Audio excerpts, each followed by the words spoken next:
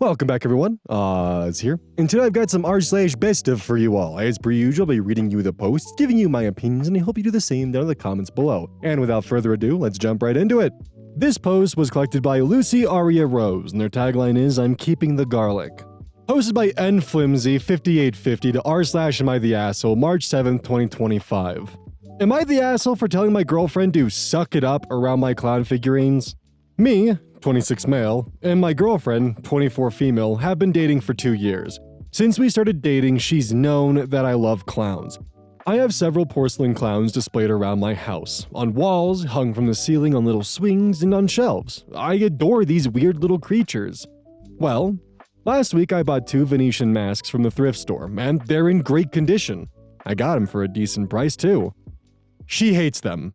She said they're creepy and give her bad vibes, whatever that means.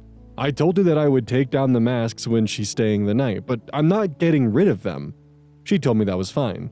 Yesterday, she got up and told me that we needed to talk. She told me that she's sick of seeing my weird decorations and clown toys everywhere, that they're ugly and creep her out. I asked her where this was all coming from because she has never mentioned my clowns before, and she said to me, bringing those ugly fucking masks into our home was the last straw. And my obsession with clowns was charming before, but now it's just disturbing. I told her that I would take down the masks when she was over, but 1, this isn't our home. It's my apartment. And 2, she's known about the clowns for years. And to try and stop me from decorating my place how I please is controlling. She told me, either get rid of some of them, or we're done. I told her to just suck it up while she's here, and if she can't, then I'll come to her place every week. She didn't like that answer and called me a child before leaving. I texted her to apologize for telling her to suck it up about the clowns, but she hasn't responded to me. So, am I the asshole for telling her to suck it up about my clown figurines? Some of OP's comments. Top comment, not the asshole. As someone who isn't into clowns but loves Venetian masks, I can understand being creeped out by some of them. However, her turning this on your entire interest for clowns that you've had your whole relationship makes her the asshole. Also, if she's giving you ultimatums over how you decorate your own space based on your own interests, she's not the one. There will be someone who will appreciate your collection, if not add to it themselves. OP responds, "That's the crazy thing. She's bought me little clowns before. She found a print of 2 clowns kissing at an art fest she went to and picked it up for me." Commenter, "You two don't sound compatible." OP, downvoted. "I really don't want that to be the case. This is a new problem. She's never been weirded out by my collection until now." Why the fuck was OP downvoted? OP expressed a genuine human emotion of him not wanting it to be the case that they're not compatible, and then got fucking downvoted. God, I hate Reddit sometimes. Commenter, "I just really need to know more about this collection and how extensive it is. Like, how many figures are we talking about? Is it just figurines and wall decor like the masks, or is there other themed stuff going on? Nothing to do with who's the asshole or anything, I'm just deeply curious." OP responds, "I have a hutch full of clown things like old noses, horns, dolls, etc.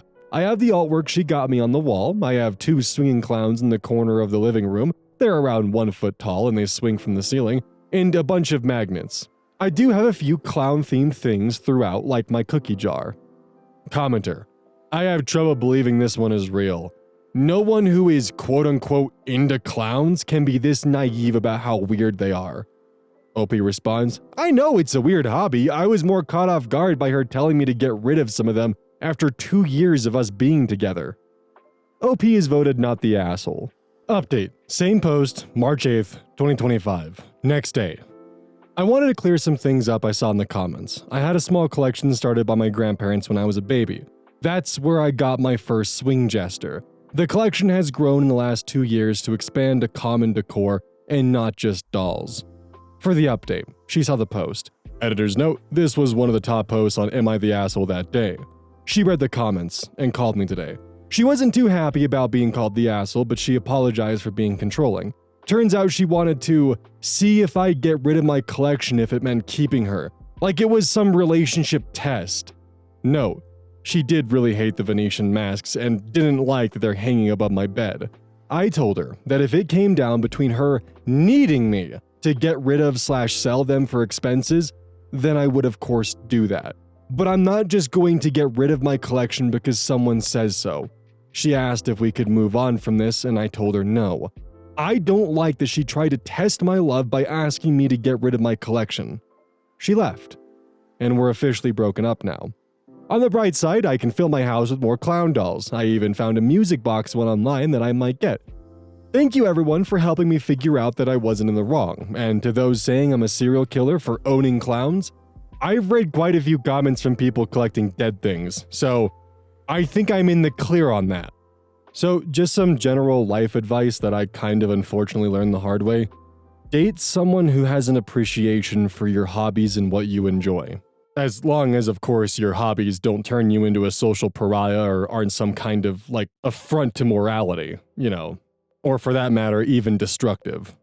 Your partner doesn't need to participate or even be invested in your hobbies. If they are, it's a massive bonus. But your partner should at least respect and understand that it's something you enjoy and perhaps even encourage it. If your partner insults your hobby or tries to make you choose some kind of ultimatum where either you completely destroy your hobby or I leave, that's not a healthy sign. In fact, if anything, it's actually the sign of some serious red flags within the relationship. I saw this post on Tumblr a while back, and I think it applies to everyone and their hobbies and what they enjoy and what makes them happy. And the post essentially boils down to, don't date someone you feel you have to hide your stuffed animals from. This post was collected by Lucy Aria Rose, and their tagline is, I'm keeping the garlic. The original poster was Chugnos, posted in r/2x chromosomes. April 4th, 2024. Tonight I broke up with my boyfriend because he kept joking about murdering me. During our first few weeks of dating, he joked too much for comfort that he was going to murder and dismember me and dispose of my body.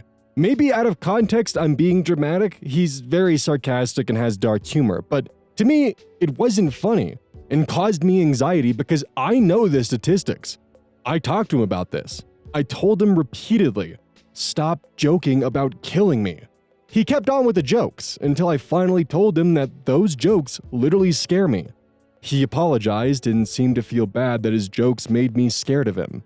Tonight, we were over 3 hours late to meet with his brother to play games, watch movies, and eat dinner. When I was talking to him about us being late, I noticed he sighed deeply, clenched his fist, and looked down at it, as if he were making the conscious choice to not punch me. Then, as I was saying goodbye to his brother, he comes into the room and says, she should say her permanent goodbyes. I asked him, what the fuck? He said it was a joke. I asked, how is it funny? What's the punchline? Please explain to me how that was supposed to be funny. He couldn't answer. I didn't want to get in the car with him. I walked off and thankfully my roommate picked me up and drove me home. He called later and I told him I'm done. He's a good man other than for the jokes about killing me. We talked about and agreed that he wouldn't joke about killing me anymore. But then he did it again tonight and doubled down that it was just a joke and that actually I'm the problem. I started telling him again about how often women are killed by their husbands and boyfriends, and that's why the jokes bother me so much, but he interrupted me to say, fuck you. So I hung up and blocked him. All of this really sucks because my roommates say I should just talk it out with him and give him another chance because they can tell I really like him and he really likes me. But I already did that. I thought we were past the homicide jokes. Then he did it again tonight while he was angry with me. And it caused me this awful feeling in my gut that I needed to not get in the car with him and get away from him. I've had boyfriends and male friends in the past. None of them have ever made jokes about murdering and dismembering me, especially multiple times after I told them to stop. Have you had friends/boyfriends that make jokes like this? Where is the humor in it? What would you do in this situation? Update on the same post, April 5th, 2024, the next day. Update, thank you everyone for your overwhelming support. Also, thank you for the important links and resources in the comments. I've learned a lot and shared them with my friends. I love this sub. I haven't heard from him, and he hasn't caused any trouble since the breakup. If anything comes up, I'll update this post. Top comments. User Callisty comments, you've already given him chances. He agreed to change, then he broke his word. So not only is he verbally abusive and potentially violent, he also breaks his word. You did nothing wrong. There is no humor in what he said, and abusers frequently excuse their abuse in the two ways he did. First, they say it was a joke. If you don't accept that, they try to blame it on you. You don't want to become a statistic. Well, there are plenty of men out there who will never threaten to kill you. You have done exactly the right thing. Don't feel bad about anything you've done. My one piece of old woman advice to you is to be very strict around dating men when it comes to threats. Joke or not, if a man threatens you in any way, tell him if he does it again, it's over. Don't tolerate any kind of threats or violence. Ever. If the man is actually a danger, he will see tolerance as a sign that he can violate your boundaries without consequences. EOL then comments a PDF link to an entire book called Why Does He Do That by Lundy Bancroft. It begins and ends in you comments. Just remember, there's a lot of murdered women that once said, he'd never do that to me. User Luna, with every character separated by 3 underscores. When I was a teenager, I would go driving around country roads and around our smallish town with male buddies from school. I'm a woman. And one night, my really good friend thought it was a good idea to make a joke about chopping me up with an axe. I got really terrified because it was just an overwhelming and scary thing to hear, and I started to cry. The immediate regret was obvious in my friend's eyes, and he genuinely looked mortified for having scared me so bad. He started apologizing and saying it was such a stupid joke and reassured me. In the moments after making his stupid attempt at humor and seeing the impact it had, he felt remorse and wanted to correct his behavior. Your ex did not do this. Or if he did, he immediately repeated the scary behavior again anyways. My friend never made a joke like that again. Men who actually care about us will respond empathetically to our fear response and will want to do whatever it takes to ensure we feel safe around them, especially if it's as simple as refraining from making dumb jokes. I hope you never have to see this creep again, and good for you for sticking up for yourself. Update post, March 9th, 2025, 11 months later. I hope I'm not breaking any subreddit rules by posting an update, but I thought this sub would like this update from all the feedback my original post received and all the messages I read requesting an update. My original post is almost a year ago, link below. Thankfully, I've moved across state since then and have not seen him since. The last time I spoke to him, over the phone, I made it very clear several times. Me, you promised you'd stop making jokes about murdering me, but then you did it again. Me, you realize the greatest threat for women is being murdered by their boyfriends/husbands. They are most likely to be killed by men they know. He responds, "Hey OP, fuck you!"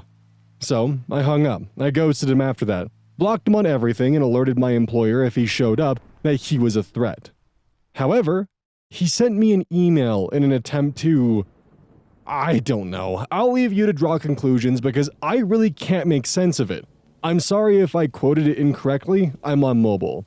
The email he sent me goes as follows. Dear my name, spelled with octothropes, or hashtags. He got my name wrong multiple times and it became a joke, which is what he refers to here. I don't really know how to go about saying that I'm empathetic as I'm a pathetic mess. But I do feel I can understand and I have recognized my actions have consequences. Clearly. I thought I was being reasonable. I gave you time and space. I wasn't sure how long I needed to wait or if I should just do nothing.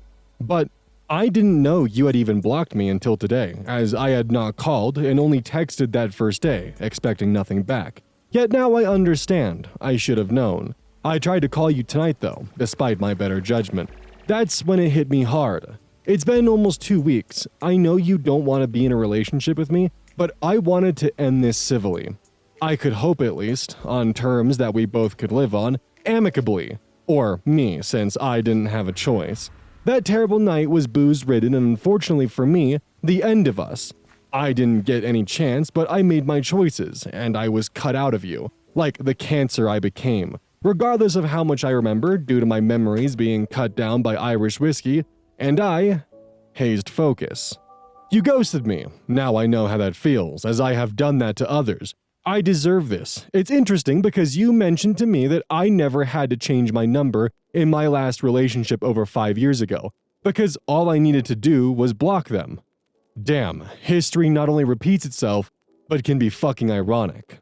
I lost one of my best friends. I lost you. I've been hurting, OP. This hurt even more. When I realized you don't even want to communicate with me, I would ask why, but I know it's because you hate me, what you think of me, what you think I am. Who likes Andrew Tate? Oh God. Nobody. I embody that nobody. I am hate. I am Tate. I obviously have a lot of growing up to do. I was not aware of just how much. I do not regret you or the experiences I shared, which were awesome, and different than all the treasures I had experienced with another soul. We had so much in common, and yet, the few things we didn't shaped itself into a shadow that blocked our light. Your light. I regret not realizing that. Perhaps I was just not ready. You are so beautiful and awesome, OP, and I hate hurting you in any way, especially since you deserve so much love, and instead I gave you fear. You, however, only gave me happiness. You made me feel wanted, so much so that it blindsided me. I haven't been that happy in a very long time, and maybe that's why I fell for you so hard and so fast, as I had been in the dark for years and your essence got me as high as a kite. I could see the sky for once. I was flying. I had been grounded since I had lost my wings a few years ago, and it showed. I started sinking in the sands of time, in bottles and gates drowned by my fears. My brother lost a friend because of me. I lost because of me. I may be a good person that does bad things, but I did a bad thing to a good person. It scares me to think that when we do, and it will inevitably happen as it's a small town, run into each other, you will fear me, and I will fear you. I don't want that, but I made my grave, and I suppose I need to sleep in it. I will not call you again, as I did tonight, as much as I want to. You can always call me, but I'm aware that this is about as real as my dreams coming true. I have respected your space, I haven't tried to suffocate it or breathe your air. I just wanted to bury myself with a little dignity today, considering that I must be public enemy number one. I'm embarrassed to admit that running into your roommates or even coworkers makes me feel uncomfortable. That I did, to myself and you. I'm sorry, OP. I don't know what else to say. I know you will find someone sooner or later who will treat you with respect and make you feel loved. I am not him. I failed. But you will have that. As much as I don't want to think of it, and you deserve it, as much as I didn't commit to that. I know you think I don't love you. You can ghost me, you cannot respond. I don't think you will anyways. Maybe you won't even read this, which is okay. I needed to say my piece, to rest at sea. But you can't take away how I felt, or how I feel at all. Maybe that was the problem. I was too much. You thought I was just a blimp in time. And now, that blimp can finally sink. In time. Edit, thank you all for the support. I love this sub. No way he will ever hear from or see me again. Now I live in a new town, new home, and with a great man that respects and appreciates me. Some of OP's comments. Commenter. Downvoted. People talking about this man being sociopath, psychopath, narcissistic. To me, he sounds like a generic boy that is trying to verbalize his emotions for the first time. I don't know how old he is, but it reads like the letters my first boyfriend at 20 years old sounded. Trying to be poetic and funny but failing at both. And just word vomiting emotions without fully understanding them. Yeah, that's just a normal dude learning his actions have consequences for the first time. OP responds, he's like 40. Commenter, I'm so glad you're safe. I have wondered about you from time to time. OP responds, thank you, I'm doing great. Commenter, this reminds me of how an ex responded to me many years ago when I broke up with him. I broke up with him because I started getting this weird gut feeling that I didn't feel comfortable being alone with him, and he was getting very possessive and a bit manipulative. I even had a close family friend reach out to me to hesitantly share that she was not sure why, but she was worried about me being alone with him. He responded, via texts, by trying every manipulation tactic in the book, from telling me he was sobbing and to please take him back, to saying I had just been using him and was a liar, to telling me he didn't know how he was going to go on with his life. His reaction made me realize I absolutely made the right choice. OP responds, thank you for sharing, it's so important to trust your instincts. Commenter, him talking about alcohol makes it make sense. All the more reason to keep him blocked though. If he's making those jokes while drunk, there's a non-zero chance that he actually did fantasize about killing and dismembering you or someone else. OP responds, most of the time when he made the jokes, he was totally sober. Commenter, I read through your first post. The dating phase is when you get to know somebody. Take your time to do that before more commitment. He's a nutcase. I doubt he ghosted anybody and he's trying to say things that make himself look better. OP responds, we weren't together for long. I was initially attracted to him because he was cheerful, happy, charismatic, kind, considerate, and handsome. Then the mask fell off. Commenter, shadow that blocked our light. Your light. Am I the only one who read it as another death threat, blocking the light with capital letters implying she will be turned off? OP, please do not lower your guards and be careful.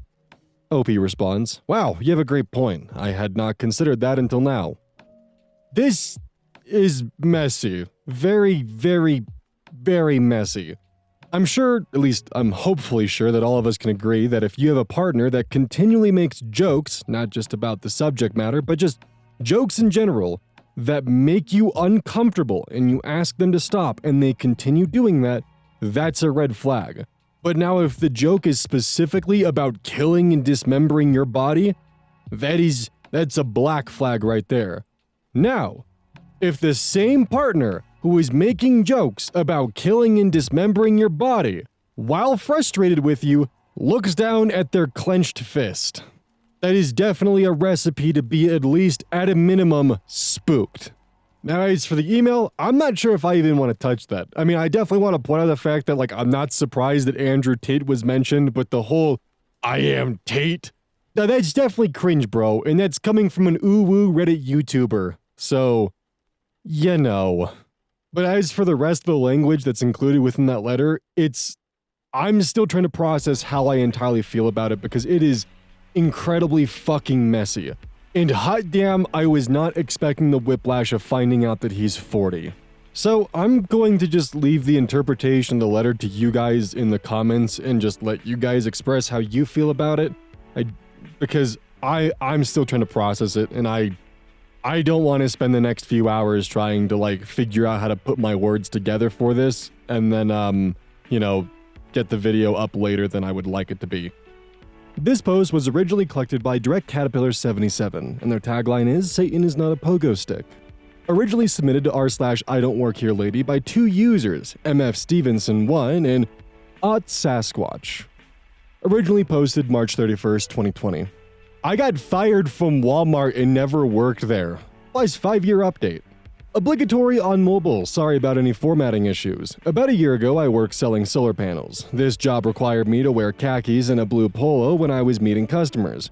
One particular day, after meeting with a homeowner, I had to stop by my local Walmart to get more pens and a notepad for my work bag. I pretty consistently got asked if I worked there by their customers, and I would help if I knew what they were after, but I always told them that I didn't work there, and they were always kind. So, this fateful day, I grabbed my pens and paper and checked out in the self-checkout section. As I was leaving, I heard someone say behind me, "And where do you think you're going?" Now, a little about me. I try to mind my own business as much as possible, and don't like to get wrapped up in other people's drama. When I hear outbursts like that in public, I assume it's not because of me. I also try to follow the rules as much as possible. In this case, I assume it wasn't me, because I paid for everything. So I continue to my car. Roughly 30 feet from my car, I hear again, "Hey, you! Stop!" I do turn around at that one because that's typically what you say to a thief. An employee, who can only be described as a Karen, is marching towards me. 8 different kinds of pissed off. She starts reaming into me about how I'm abandoning my shift, and I'm not supposed to get off for another 3 hours. I'm standing there bewildered because I genuinely have no idea what she's talking about, and I try to let her know I don't work there. But she won't let me get in a word. Eventually she says, "Forget it, you're fired." I waited about 5 seconds and told her, "I don't work here. I've never worked here." She stared at me and muttered, "Sorry," and ran back inside. I'm still not sure what happened, but it's my tale of being fired from a job I never worked at. Hope it brought you some joy. Top comments, Phoenix Waller. LOL, I would totally have been a bitch at that point, turned the tables and demanded to speak to her manager. Nugget Clone King comments, "I want to speak to the manager." Update post, fired from Walmart, November 19th, 2022. Almost 3 years later. Update, I've been banned from that Walmart. The manager in the story apparently has a memory like an elephant. Kind of looks like one too. and is still working there today. I went in to pick up a couple things and returned one thing for my wife. I'm waiting in the return line, and the person in front of me is having some issues with the return, so the employee helping them calls for a manager. It's the same lady. Recognized her immediately, and as it turns out, she recognized me. Kind of. She points at me and tells me I'm not allowed to shop at this Walmart, and if I don't leave, she'll call the police. I asked why I was banned. She said she didn't remember, but she knew I was. So, I left. My wife and I had been cackling over this for a couple days and thought you'd find it funny as well. Top comments. Jordan Gander. Contact Walmart corporate and inform them that she's harassing you and banned you because she was embarrassed for harassing a customer. She has no place being a manager for any company acting like that. The Doc J comments. If that's how she treats customers, I would lay good money that she treats staff like crap too. I'm sure that they would cheer her departure. Final update. She was arrested and fired. March 10th, 2025. 5 years after the first post. Very much doubt anyone remembers this, but here's the link to the previous update if anyone happens to care. Short version to catch people up, I was fired from a Walmart that I didn't work at by a power-tripping manager because I apparently looked like someone who worked there. The final update is that recently, my family moved to a new neighborhood around the corner from the Walmart. After meeting the new neighbors, I find out one worked at this Walmart. I told her the story because I still think it's hilarious, and she let me know that manager, let's call her Gertrude, was arrested and fired. Old Gertie apparently had a history of arbitrarily banning people like she did to me, but nobody really ever complained, so nothing ever got done. She was just shifted from department to department. One day late last year, she got a little too aggressive with an off-duty cop and tried to forcefully remove her from the store, which inevitably led to Gertrude punching the cop. She was arrested and finally fired. My neighbor and most of her coworkers have rejoiced. Karma can be a beautiful thing. Relevant comments. Initial shop 8863.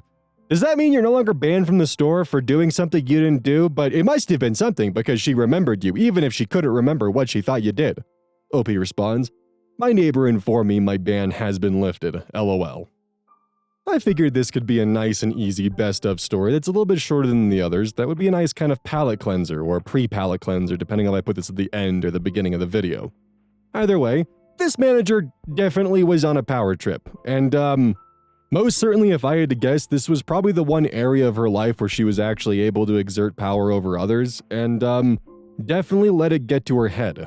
I actually once made the mistake of shopping at a Target after my school's professional dress day, which was where essentially we had to wear business attire to school. And I wore a red polo shirt with khaki pants.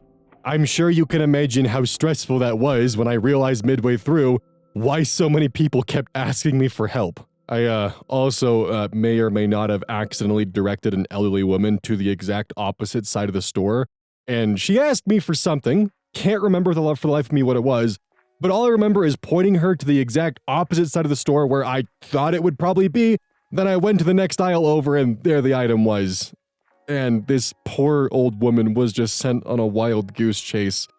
And to this day, sometimes I remember that, and I kind of wonder what happened. Don't forget, this is brought to you by GamerSupps. Use code ODDS at checkout. It's basically a caffeine powder that you put in your water, and I actually really like it. I use this on a daily basis.